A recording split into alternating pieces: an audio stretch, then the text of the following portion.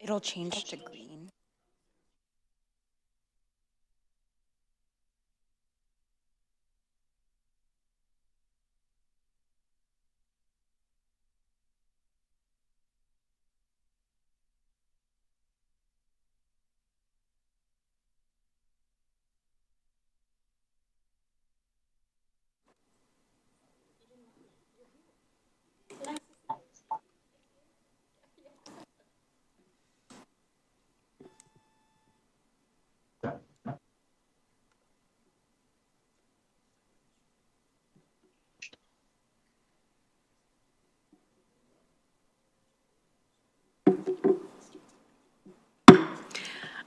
I am calling this meeting to order.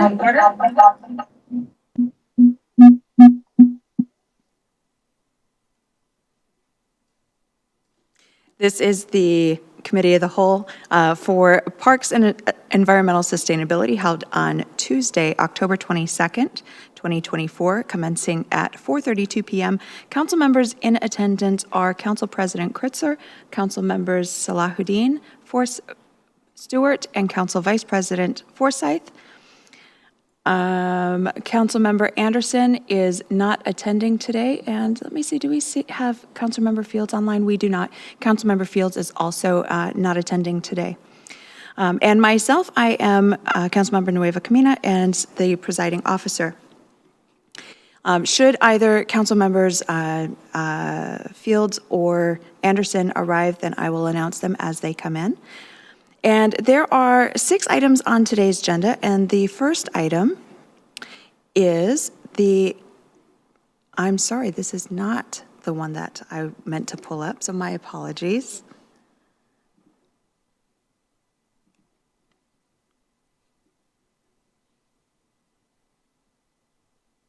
While I know that we are going to be hearing about the dog parks, I know that that is not the first item on our agenda. And I am having a technical difficulty. And the first item on our agenda is the City of Redmond and Sustainability Ambassadors Partnership. And I have Deputy Director Seraphy Allen here to introduce them. Thank you, Council Member. I am joined by Jenny Liebeck, the city's Sustainability Program Manager, who is online today, and Linnea Taylor, our Program Administrator for Transportation Demand Management and Employee Transportation Services. And I am very excited to introduce you all to the Redmond Sustainability Ambassadors that our team began working with this summer. Their work is focused on both transportation and energy initiatives, but tonight they'll highlight what they've been focusing on for transportation efforts. And with that, I'll pass it over to Linnea to share more information. Thank you. So this partnership is helping to establish formal learning between the Sustainability Ambassadors, the City of Redmond, and Lake Washington School District. And some of the outcomes we're looking forward to are advancing the Redmond Environmental Sustainability Action Plan, further developing relationships with public schools, be that through the school pool program or other programs that we're excited to pilot, and also increasing youth engagement and belonging. So with that, I'd like to pass over to the ambassadors. Good evening, everyone. We are the Redmond SNAP interns working with Sustainability Ambassadors. SNAP stands for Sustainable Neighborhood Ambassadors Program. We like to add an exclamation point at the end as it refers to the goal of the Sustainability Ambassadors, which is to rapidly advance a sustainable future. We're proud to be supporting our city in measurably advancing the Environmental Sustainability Climate Action Plan, and I'd like to thank everyone for collaborating with us these past few months. The scope of work that the City of Redmond has provided us has given us a lot of skills in professional project management, community engagement, and impact storytelling. So with that, going into our first campaign, we have worked on the Carbon Commute Counting campaign. This campaign prioritized gathering baseline data on transportation to school. We tracked the carbon emissions from cars coming to school and coming out of school. And from there, we used that data as a baseline for 3 other campaigns that my fellow interns will be talking about today. One of which was the Bike to School Challenge, which we have set up at Redmond High School. So the Bike to School Challenge is a fundraiser campaign meant to get youth ridership and make sure that students are aware of that they can bike to school rather than use their own cars and contribute to the carbon emissions. We've already gotten confirmation for the funds to actually fund the fundraiser, and we've worked with the activities coordinator, Ms. Carpenter, at our school to actually set up and get ASB involved. So they'll oversee the fundraiser, and the sustainability ambassadors will be counting on how many miles each class of the Redmond High School actually bikes, and they'll receive the appropriate funds for each 100 miles that they do.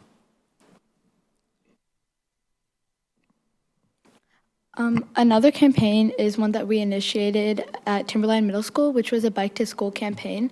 So we first pushed out baseline surveys to the students to understand their motives and concerns behind biking.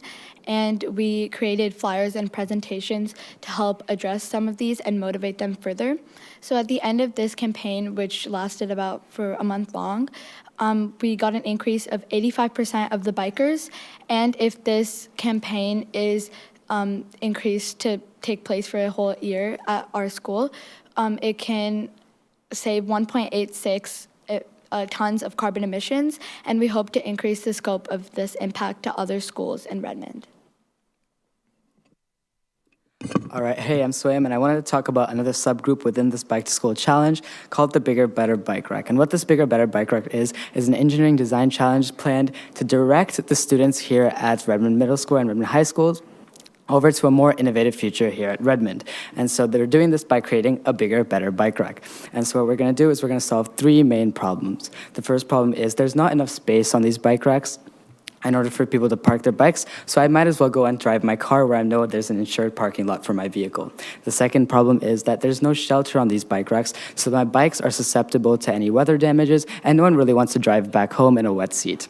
And finally, there is the e-bikes. E-bikes is a new emerging technology over the past couple of years, and we wanted to address that by installing solar panels to these shelters so that we can charge e-bikes when you're at work and where you're at school or whatever your commitment is. And so we're planning to expand these bike racks over to Redmond High School, Redmond Middle School, and 8 elementary schools. Those are being Redmond Elementary School, Ben Rush, Horace Mann, Clara Barton, Audubon, Emily Dickinson, Albert Einstein, and Norman Rockwell. So we talked a little bit about bikes, and now let's move over to cars. So cars are a huge problem, especially at these high schools where you're driving a 1-ton vehicle to transport a 150-pound person. It doesn't really make sense. So what we're planning to do is we're planning to create a carpool to school campaign. I'm just saying, hey, do I have a couple of neighbors that go to the same school as me? Yes. Can I fully utilize the 5 seats in my car? Yes. Let's all drive to school together. And so what we're going to do is we're going to take Redmond High School and we're going to go against a competing school, for example, Lake Washington High School. And just like how there's football rivalries, we can have a rivalry in carpooling to school to lower our baseline. And that solves 2 problems: the traffic in the morning and after school, and the carbon emissions from these cars. So we talked about bikes, we talked about cars, and I'm going to pass over the baton to Aaron, who's going to talk about bus youth ridership. So our third type of impact campaign for transportation is bus youth ridership. Now, we've worked with the King County Transit System, and we've received Orca cards for Redmond High School, 750, and by now we have given over 200 Orca cards away to the freshman class of RHS. We've gotten them to register, so they're all registered for the Orca cards, and we've educated them through a series of video stories and assemblies on how they can use the transit system sustainably and responsibly. We also have 550 leftover Orca cards, so we're hoping to reach out to Redmond Middle School and do the same thing over there, introduce those campaigns, enrich the students over there about how they can use the transit system, and register them with those youth Orca cards. Over the summer, the Redmond City team has also worked to create this fun bus bingo sheet, where students can earn volunteer hours by completing it, or have a fun time. Again, this Redmond City bus bingo sheet has been catered to the transit system for the Redmond City. All right, so we talked about bikes, we talked about cars, and we talked about buses, sorry. So now we know that we're mainly focusing on high schoolers, but that's not all we do. We reach out to middle schools and elementary schools as mentioned above, and we also reach out to community groups such as NHS, TSA, FBLA, and religious/faith groups around the area so that we can pass these campaigns over to them and implement everyone in the Redmond City area. So now we have a little more time, and Alex is going to talk about electrification. Yep, next time we come around, we'd love to talk with you all about the campaigns we're leading in the energy sector. The main campaign, we call it Electrify Everything. We're leading campaigns at the school level, the residential level, as well as large at the citywide level. And so next time, we'd love to talk with you more about what we're doing in the energy sector. If you have any questions or comments, we'd love to answer them. Thank you for listening. Thank you. Council members. Councilmember Salahuddin. Yep, thank you. First question is just to get to know all of you a little bit better. Could you all share your names, where you go to school, and what your favorite part about serving in this capacity is? Yeah, I'm Alex. I go to Tesla STEM, and it's really cool to see. At Tesla STEM, we learn a lot about engineering, especially how we can use engineering skills in sustainability and trying to kind of reduce our greenhouse gas emissions, make things more efficient. But it's really cool getting to be in this role and implementing those actual ideas and seeing how we can change policy and how we can change behavior in order to actually make measurable impact in the city. So that's why I like it. My name's Swaim Farate, but I go by Sunny. I am also a student at Tesla STEM High School, and my favorite part about being a sustainability ambassador is to talk to big people like you guys who we know can make a change. So we come up with small ideas, and we make them a reality by talking to you guys. Thank you. My name is Dia Kaushik. I go to Tesla STEM, and my favorite part of being a sustainability ambassador is like even small impacts can lead to a bigger change. So working together with the people in the ambassadors or the community and other groups is probably my favorite part because we can combine our ideas to make a larger impact and increase the scope of our ideas. My name is Aaron Boydia, and I go to Redmond High School. And my favorite part about being a sustainability ambassador is that I see a lot of beauty in Redmond City, both in its nature and the city itself. And working as a sustainability ambassador, I'm overjoyed with trying to capture that beauty and trying to preserve it for the future generations so that people like me can enjoy it as well. My name is Kaustub. I'm a senior at Tesla STEM High School. My favorite part of working with sustainability ambassadors is just working with other like-minded students to progress this climate action plan that we've been given. I think it's really cool that we as students are able to have this much of an impact on our city. Thank you. Thank you, guys. And Sunny, to your point, talking to the people who are making the change, that's all of you guys. So thank you all for the amazing work you're doing, and I really appreciated hearing from you. No questions on my end because it's all amazing work. Thank you. Council Vice President Forsyth, and then Council Member Stewart. Thank you. I don't have any questions for you all, but I'm just really energized by what you presented. That was amazing, and it actually got me thinking about, especially that when you mentioned the e-bikes and parking and making sure that it's dry. I don't know that we have enough capacity for that for our own staff here at City Hall. So yes, you're already making that impact, and thank you for all the work and energy you're bringing to this work. It's critically important. Thank you.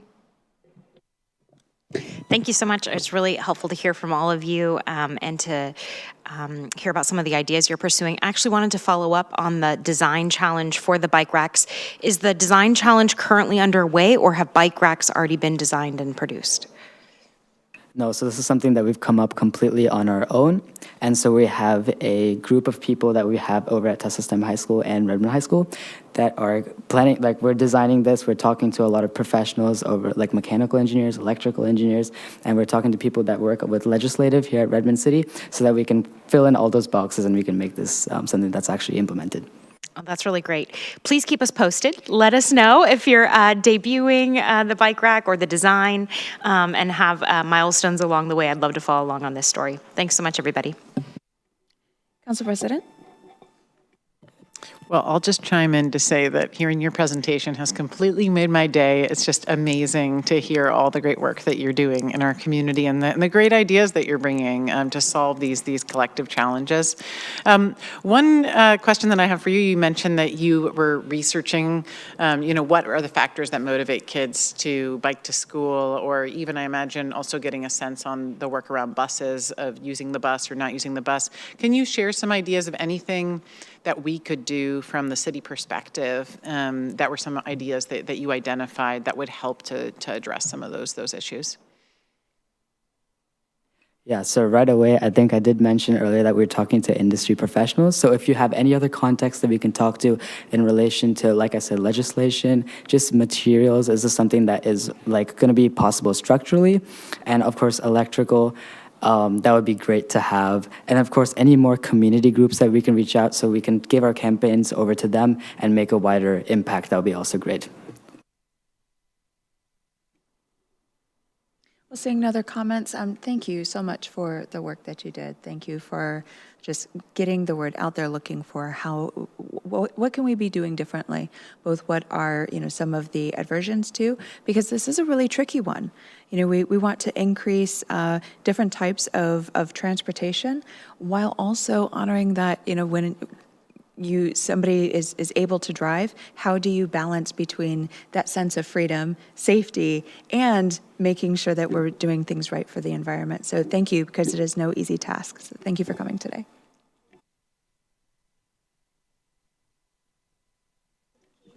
Thank you. Next up on our agenda is the Environmental Sustainability Action Plan update for the month of October. And joining us today is going to be Deputy Director Lisa Maher. It is not. It is Miss Jenny Liebeck. Hello.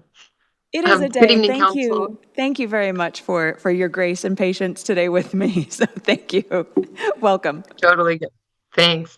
So good evening. Yeah, I'm at a conference in Minneapolis, so apologies I can't be there in person with you all this evening. But since I presented the Environmental Sustainability Action Plan annual progress report last week, and given our last item just went a teeny bit long, I'm just going to forego highlights for the monthly update, but do just want to acknowledge for the community that our implementation efforts, have not slowed at all, and we did include our recent updates are included in attachment A in the for this item in the agenda packet. So if you want to dive in on those details there, but I'm happy to answer any questions that council may have on this item.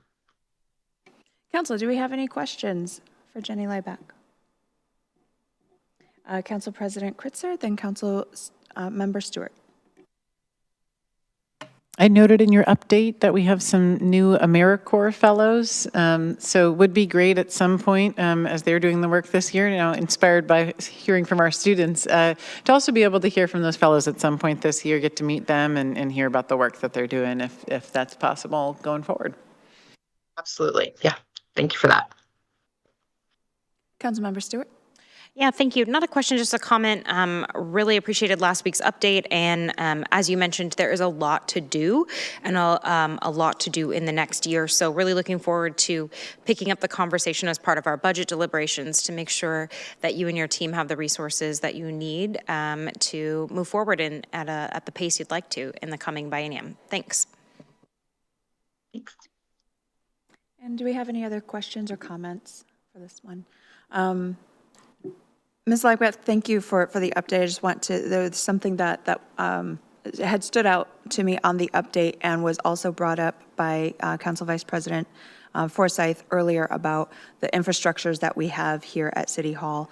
And I did see in there that we've hit a milestone regarding the City Hall parking garage EV chargers, and that we've got the switchgear coming in, and that we are looking to have that fully operational by the end of the year.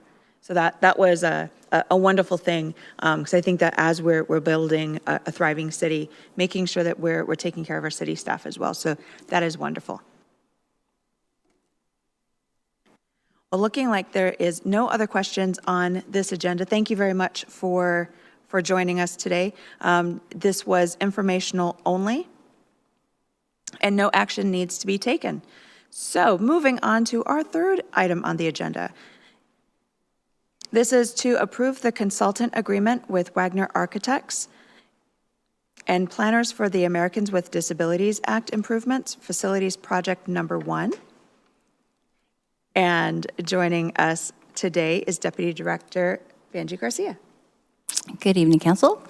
And so this item continues improvements identified in the facilities ADA transition plan that was adopted in 2021. So I have with me Amy Kim and Eric Dawson. from our CIP capital groups.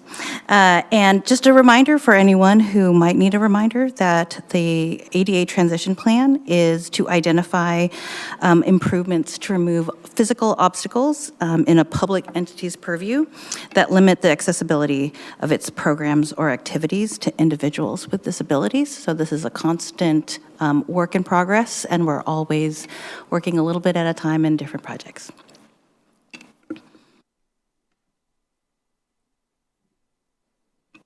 Okay, thank you, Vanjie. Just to add a couple more points. So this effort for this first year, we're really focusing on the design. There were over 1,200 barriers that were identified in the report, and it was across 23 different facilities. So we're taking a chunk of that and trying to focus on the design. So in the subsequent years, it's already funded. We'll probably be coming back to you with a construction contract request approval for that.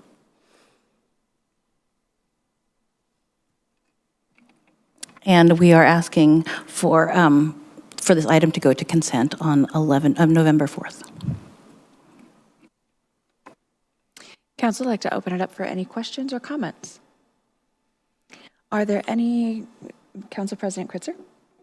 Just a quick comment on this. As you mentioned, there are so many different projects within there. As we get into the design and before we approve it, would be great to, when you do come back, to have some examples of the types of projects. As obviously there's a lot within our bigger plan, but to be able to kind of share out what is this going to look like in practice would be helpful. And with this, is there any objection for this moving to consent? Well, seeing none, we will see you back. Thank you.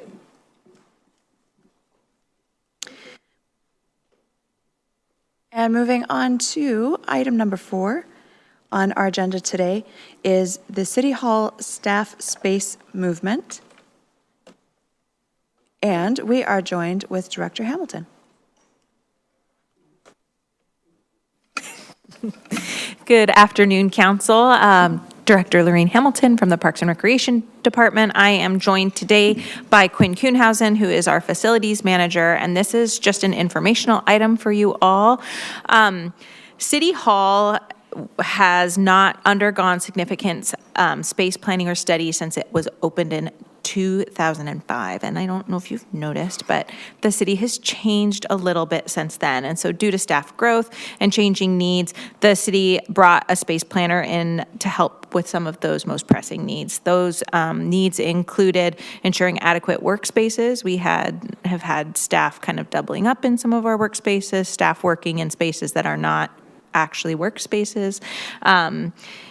Flexible spaces as needed by work groups, so identifying areas that were needed for collaboration and work, storage for departments to meet immediate needs, and co-locating departments in the building. So some departments were spread throughout multiple floors because as the city has grown, their staff has kind of been placed in areas that had space, and that was not always adjacent to their work group. So this has created a lot of operational difficulties.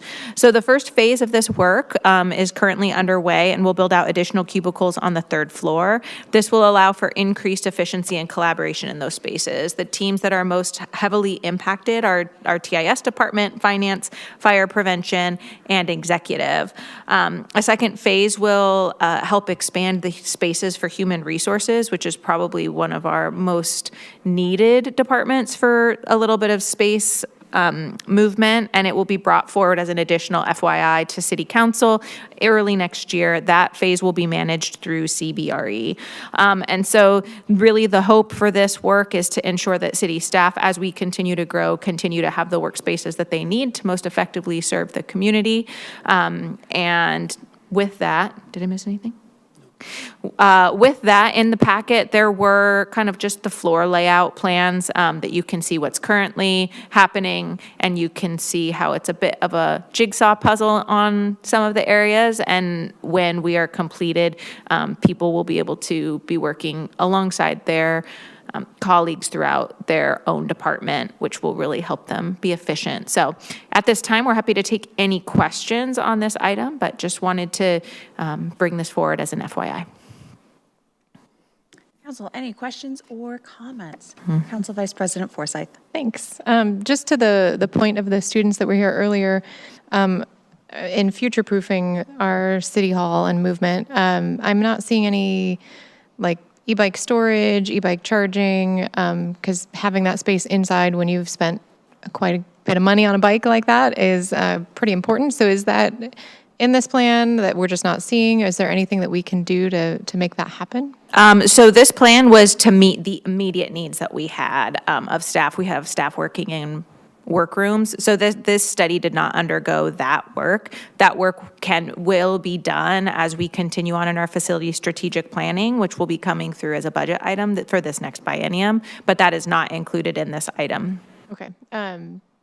As the part of the strategic plan, I just don't want that to be like 5 years out, is I guess my concern. So do you know? We can discuss that further. Again, the goal for this particular plan was we have staff sitting in workrooms. So we're just trying to get staff into adequate workspaces. So we didn't assess bike storage in this particular effort. We will continue to do everything we can to ensure that people have adequate bike storage. We do have a bike locker in the garage that is secure as well, but we continue to look at how we can build those spaces out for the future of our city. There are other space needs that are actually presented in this, that were found throughout this process that we're not able to meet in this first kind of set of work either.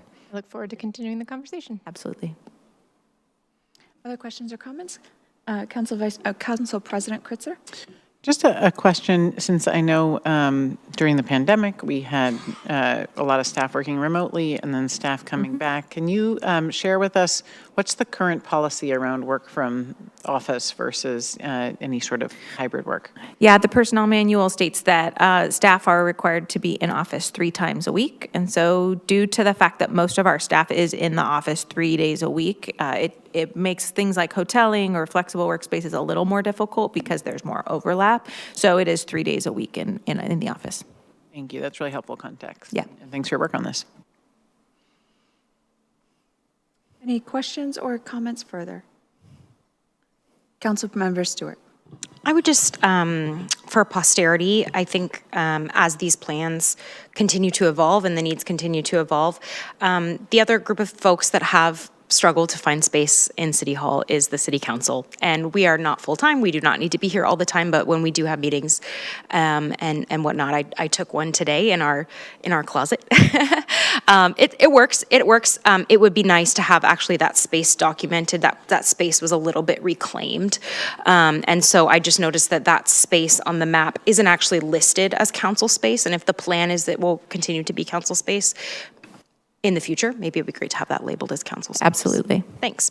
And I appreciate the work that council leadership did to set up a workstation in there and the like. I'm often here on Tuesdays using that space, so thank you so much. Council President. Thank you for raising that, Councilmember Stewart. And my understanding in discussion with the mayor was that there was some follow-up to hopefully get us some sort of space where we could take meetings with maybe a window. I'll follow up again with her to just identify, unless Director Hamilton can tell us now what any plans are on that. But I know that she was looking into and trying to figure that out, maybe as a part of this effort. I'll connect with the mayor on that one. That would be helpful. Yeah. Thank you.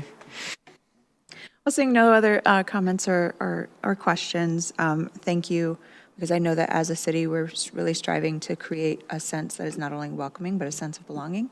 And that's difficult when our work teams are displaced and we're not together. So thank you for the work and seeing the priority for it and pushing forward. Absolutely. Thank you very much. Thank you so much. Mr. Knausen, thank you for joining us today. I appreciate your support.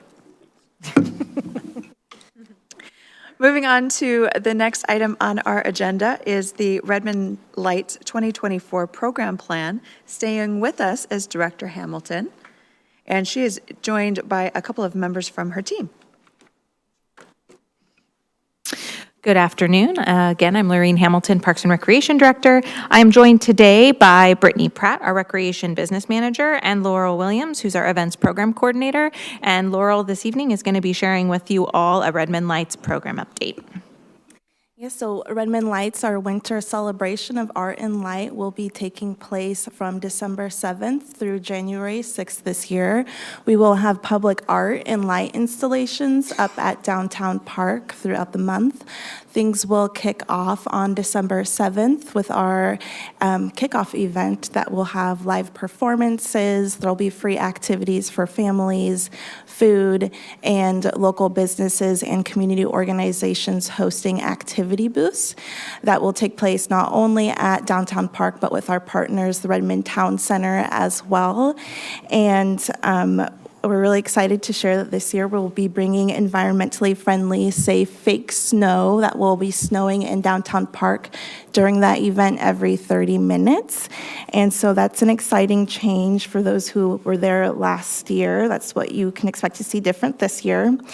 Our outreach has begun to local businesses and community organizations, just letting them know how these event elements might impact their businesses and how they can get involved through either hosting activity booths, performing, selling their food, or sponsoring the event. All right, we'll begin outreach to attendees at the end of this month, so very quickly over the next week or so. And we're really excited to see lots of our residents come and celebrate winter with us. The budget at this point is around $94,000, and funding includes 2 grants as well as sponsorships. Those are continuing to come in today, and then we'll also be utilizing the event fees budget as well. All right, any questions? Council President Kritzer. So excited. Always love Redmond Lights and excited to see this new snow situation. That sounds very cool. I had heard that there was going to be some sort of gathering using the Redmond Town Center space. Can you share a little bit more about that? Yes, so the kickoff event will be happening in partnership with the Redmond Town Center. So there will be event elements happening both at Downtown Park on December 7th and the Redmond Town Center. And we'll have a luminary trail leading people between the 2 locations. At Redmond Town Center, they will have Santa as well as their own performances and activity booths as well. Okay, great. And are we going to be having the other events on like the Friday nights this year, or is it just the one kickoff event? It's just the one kickoff event this year. We only did the multiple weeks 2 years ago. Just the one time, and we found that as the weeks went on, the weather got progressively worse. And by the 3rd one, I think we were holding the tents down. So we determined that the single kickoff event near the beginning of the season was more preferable to the community.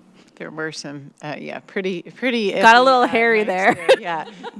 One last question I'll ask is it still on the radar? It sounds like maybe it's not this year, but to bring back lighting the big tree at some point? Yes, that is a conversation that is being had. That was always paid for out of the events budget for Redmond Lights, and because the funding for that has now moved to downtown, there's not currently funding that we have. That being said, the goal long-term is to bring the event back to City Hall, to Municipal Campus. We're waiting for King County to finish the trunk line project, which they still haven't started yet. So I'm not really sure what the timeline on that one is. But when that is complete and we're able to reconnect the Luminary Walk, it'll move back here. The question around holiday lighting around city facilities is a question that has come to me actually a couple times in the last week or so. And so this is going to be something that Quinn Kuhnhausen and I take on next year as kind of a planning effort to see what that needs to look like in the years to come and what that will look like from a resource standpoint. Thank you. Council Vice President Forsyth, and then Councilmember Stewart. Thank you. I'm actually pretty excited to see how this works from the Downtown Park to the Luminary Walk to RTC. I think that's a natural connection. So I'm excited to see how that works out. And I know the Luminary Walk from City Hall was awesome, but it got really crowded. And I think that might be a better solution, a better space. So I'm excited to hear the wrap up after that. For the snow, is that only on the opening night of it, or is that throughout? Yes, that's only going to be on the opening night. Okay. Yeah. And then you mentioned there were 2 budgets, but I'm only seeing the reference to the LTAC grant, or 2 grants. What's the other grant? Yes, so the other grant is for performing artists. So there is an organization, Arts for Culture, I might be mispronouncing the name slightly, but they will also give us a grant depending on how many of their performances we select. And we will be selecting performances between November 1st and November 8th, so we'll know how much of that grant we'll be able to apply for. Great, that's exciting. Thanks. Yeah. Councilmember Stewart. Thank you so much. Love Redmond Lights. Excited to welcome it back. And I really love how we're building on the successes of the past few years, like the walk to RTC and the opening night festivities. My questions are about how we're engaging. We've kind of been having this conversation the last year or so about how we're engaging the relevant commissions in these signature events. So I wanted to ask both about the Arts and Culture Commission, how they have been or may be involved in the event, as well as our Parks, Trails and Recreation Commission, because it is kicking off and going to be hosted in one of our parks. Have they been invited to participate? Yes, so the Arts Commission is who selected the public art that will be installed for the month. And then the Parks and Trail Commission, they've been told about volunteer opportunities on how they can get involved with that event, yes. They've already been told about volunteer opportunities?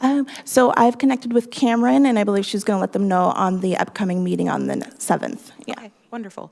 And I think that's so great since they are going to be volunteering at the event, and the Arts Commission was already involved in helping to select the public art. It would be great, if they could be recognized at the event. Someone, the mayor or the council president usually speaks, and if they could be recognized and brought on stage for a moment, I think that would be a really nice touch too, just to make them feel recognized or help them feel recognized for their service. So thank you for including them. Yes, and I'm going to write that down because I love that idea as well. Thank you. Councilmember Salahuddin. Thank you. I know in the past, One Redmond Foundation had done the Redmond International Winter Festival, and that event is no longer happening. Is there any sort of link to working with One Redmond or the foundation to create opportunities that they had in their event, or recognizing sort of that small business, or multicultural community aspect that their event tied in? Oh, yes. So we did connect with One Redmond in the beginning of planning just to make sure that our events weren't overstepping each other. Like if they were doing one thing, we wanted to make sure that we were doing something else, just in case some residents aren't able to attend one event or the other. And then we also aim to get more nonprofits involved, and we do that by lowering their cost of entry to participate at the event. And then we do have some diversity goals this year as well, trying to make sure that there's good representation at the event, and not only our businesses, but also our performances and the types of food that we bring in as well. Any other questions or comments from the council? Well, thank you for the update. I know that along with my colleagues, this is one of my favorite events here in Redmond. One of my first memories of when I had moved to Redmond was the year that we had a tethered hot air balloon. And it was a really good one. It was a really good one. It was one of the crowded times on the trail that Council Vice President Forsyth had mentioned earlier, with the luminaries going from City Hall, from Municipal Campus over to downtown. And it was just absolutely just fun. I remember hot cocoa, and of course I remember the lighting of the tree. Now, as nostalgic as that is, I've had wonderful memories. Councilmember Stewart and I marching in a family parade where we got to have lights, and I believe Council President Kritzer was there as well that evening. So I've had other new memories, so I'm looking forward to, and I know that the community as well, continuing to make memories at our Festival of Lights. So thank you for Redmond Lights. Yeah, thank you. We're excited as well. Moving on to our last item on the agenda is the community garden and dog park updates. I had to give a little drum roll because I was waiting for the update on the dog park, because what better way to end a committee meeting than getting an update on the dog parks.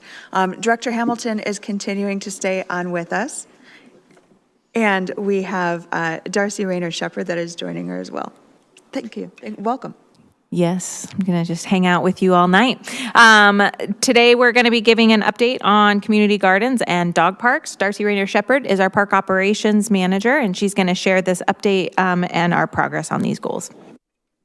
Yes, thank you. So both the community gardens and the dog parks were identified as community needs in the 2017 and 2022 park plans and were prioritized in the 23 and 24 budget. We'll start with community gardens. In 2023, we expanded at Jewel Park. We added 20 garden plots and 5 accessible raised beds. And next up, possible installation at Anderson Park. We are doing some final site evaluations and are currently in design. And the goal is to have the gardens ready for the 2025 growing season. Dog parks, we popped up our first dog park at Luke McRedmond Park in 2023. And in 2024, we popped up at Luke's again, and then also at Hartman Park. And we were able to pop up at 2 locations in 2024, thanks to realizing cost savings. We repurposed some unused sports field fencing. So that saved us a lot of money, and we were able to do 2 locations for the community. And then coming up, we have a permanent installation proposed in the 25-26 budget. Any questions? Council, questions or comments? Council Vice President Forsyth and then Council President Kritzer. No questions. I'm just really excited about this, as you know, and especially to see Anderson Park on this list is very exciting. I was lobbying for that last year, so thank you for all the work on this. Really excited. I guess I do have a question. Of the 20 new plots at Jewel Park, are they all being utilized? Is there still a wait list? Yes, we were able to pull a lot of people off of the wait list with the expansion, and I'm not actually sure what the status of the wait list is now. That's okay. But I can get that information if you'd like it. That'd be awesome, yeah, just to know what the wait list looks like, what the interest is for continued gardening. Thanks. Yeah. Council President Kritzer. Thank you. So great to hear this update. And I see we have one of our Parks and Recreation Commissioners back here who worked on this. So thanks again to that commission for initiating this effort and all the collaboration and work by staff to make this happen. As we said, it'll take time, but we'll get there. So it's exciting to see us. We're getting there, right? We budgeted for it. Now we're seeing it. So this is all great. And I've heard a lot of great feedback from the community on both these. 2 questions, one on gardens and one on dog parks. On gardens, I noticed in the budget that there isn't any additional funding for that proposed. Can you just clarify, is that because we're going to kind of add this, see how it goes for the next 2 years, and then see if we need more, or just a little bit about the vision going forward? Yeah, that's a great question. That is part of it. I think as Darcy was able to reflect, we were able to pull a lot of people off of the wait list, and so figuring out exactly what is that number that's needed.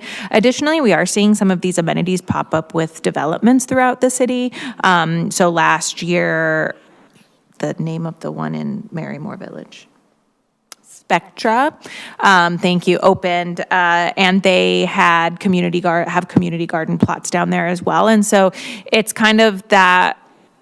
I'm really excited about that, because while the city is one of the organizations that can provide this for this need throughout our community, it's going to take multiple developments and organizations to do that. And so right now, I think we really want to see what is the appetite for it after we get these other plots up and going, and then we'll assess for the next budget cycle. There are also some of these things that can be done in-house. Our park operations team does a lot of winter programs and things like that. And so there are some things that can operationally be done between budget cycles if we see that there's still a really high wait list. Great, thank you. And then just curious if you have any initial feedback to share in particular about the Hartman Park new location that you've heard.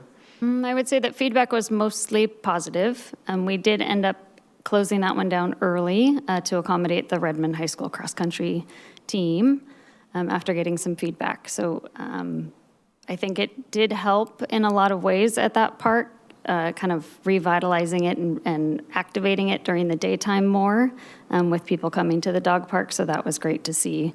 and the community surrounding and the closest to Hartman that would walk in. We had really a lot of positive feedback. Thanks. Yeah, thank you.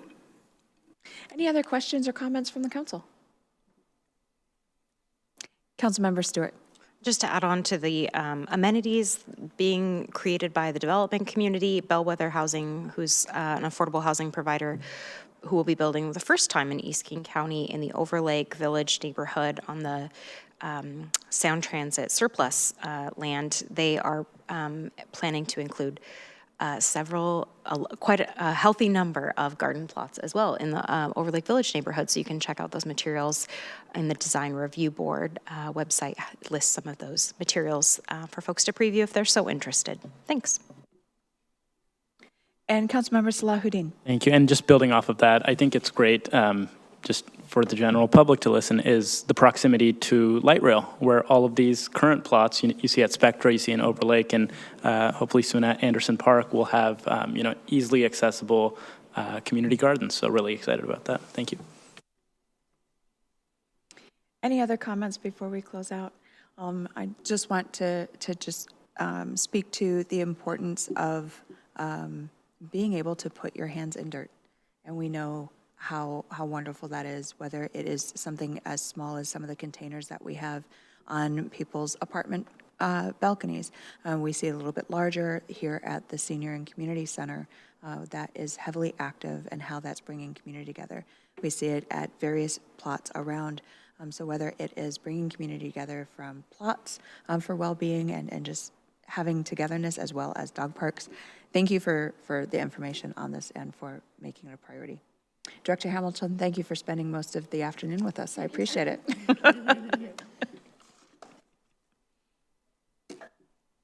Well, that brings us to the end of today's agenda. Is there anything else for the good of the order this afternoon? Well, then we are adjourned.